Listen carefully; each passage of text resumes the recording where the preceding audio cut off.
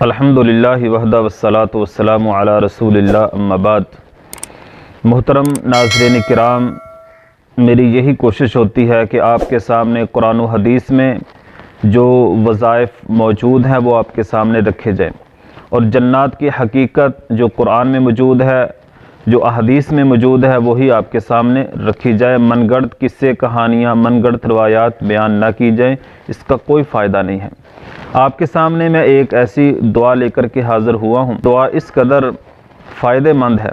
نبی صلی اللہ علیہ وسلم نے فرمایا، اگر تقدیر میں، مریض کی تقدیر میں اگر موت نہیں لکھی تو اس دعا کے ساتھ دم کیا جائے، اللہ تعالیٰ ضرور شفا یاب کرے گا۔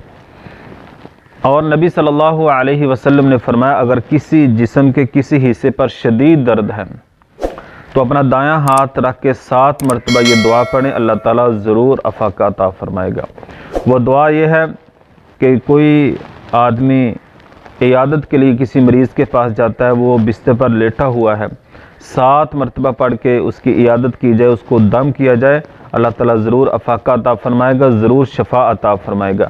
وہ دعا یہ ہے، جامع ترمذی میں یہ موجود ہے۔ نبی صلی اللہ علیہ وسلم نے فرمایا، اسأل اللہ العظیم رب العرش العظیم ان یشفیک۔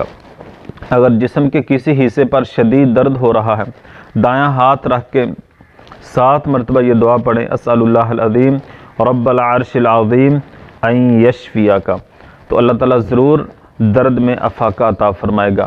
ناظرین کرام، دم وہی کرنا چاہیے، وظیفہ وہی پڑھنا چاہیے جو قرآن میں اور حدیث میں موجود ہے، ورنہ معاشرے میں من گڑت روایات بیان کی جاتی ہیں، من گڑت وظائف بیان کیے جاتے ہیں، اور جنات کی جادو کی حقیقت من گڑت بیان کی جاتی ہے، اور جادو کے علاج کے لیے جادو کا ہی سہارا لیا جاتا ہے، جبکہ جادو کے علاج کے لیے قرآن اور حدیث سے اگر صحیح معنوں میں اس کا علاج کریں گے، اللہ تعالیٰ فوراً اس کا فاقہ عطا فرمائے گا۔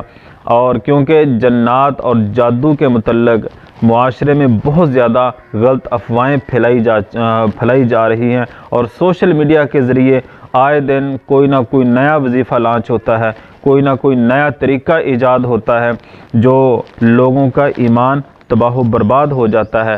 تو ہمارے اس چینل کو سبسکرائب کریں، لائک کریں، اور دوستوں کے ساتھ شیئر کریں، تاکہ قرآن و حدیث کے مطابق صحیح آپ کے سامنے وظائف رکھے جائیں، صحیح احادیث ثابت شدہ دعائیں رکھی جائیں، اور جو پیارے پیغمبر علیہ الصلوۃ والسلام نے ہمیں سکھلائی ہیں۔ اللہ تعالیٰ عمل کی توفیق عطا فرمائے۔